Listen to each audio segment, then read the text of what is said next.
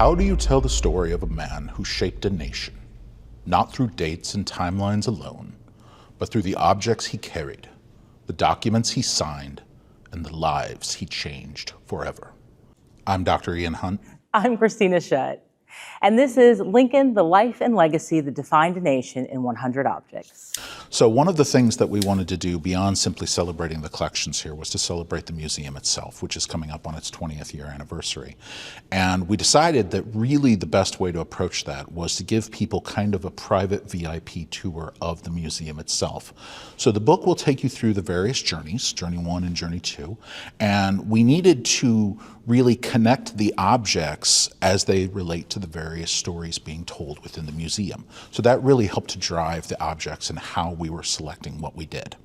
But it was also a little trading horses, I think, too. For us, it was about figuring out, okay, does this object capture the essence of what we're trying to talk about? I was really focused on how is the everyday person who knows one thing about Lincoln going to pick up this book and access it? What story or what object or image is going to really grab them? As a historian, I can point to numerous documents in this book and numerous items in our collection that really helped change the course of American history. But I would say personally, one of the items that touches close to home for me is the toy cannon that was given to Tad Lincoln by his father in the fall of 1862. It kind of highlights both Abraham Lincoln as President of the United States and Commander-in-Chief, that he has the ability to write a note to the head of the Washington Naval Yard and inform him that he may give his son a small gun that he cannot hurt himself with. But it also reminds us of Lincoln the father. He knows how incredibly sad his son is. His older brother William has died just a few months earlier. William was essentially Tad's only playmate in the White House. And this is a father who is attempting to make his child happy while fighting the bloodiest war in American history, while trying to keep the United States afloat. One of my favorite objects that we utilized in the book was a small slave tag that was worn by an enslaved individual in Charleston, South Carolina. One of the things that I think is really interesting about this tag is that not only does it tell the story of the economics of what was happening, these slave tags were purchased and enslaved individuals who were being hired out by their enslavers were required to wear them. They showcase really the skill and workmanship that enslaved individuals had. I think oftentimes in history textbooks, we're taught that, well, people were just enslaved, they just picked cotton, that's all they did.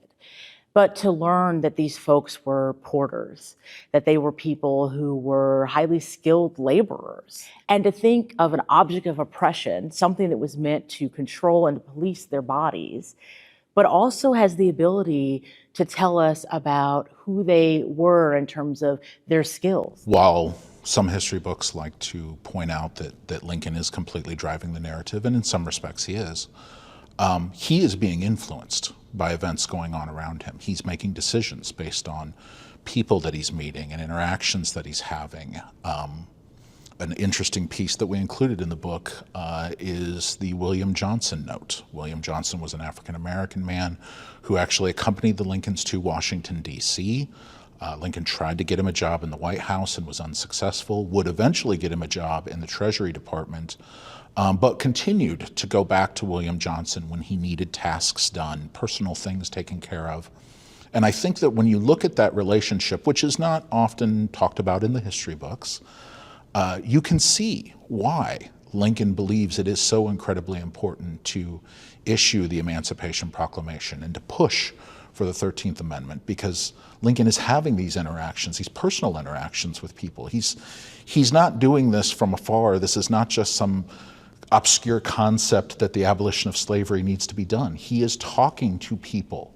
So I think it's so important to tell the stories, not just of the great man or great men of history, but to tell the stories of everyone. There's an object featured in the book that was a pinafore dress worn by a young girl Fannie Bell Holiday.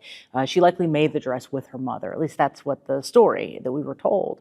But as we began to scratch the surface, we began to see that, while Fannie, who likely wore that dress at the political demonstrations that summer of Lincoln and Douglas appearing in her town, she, like many women, couldn't vote in national elections then.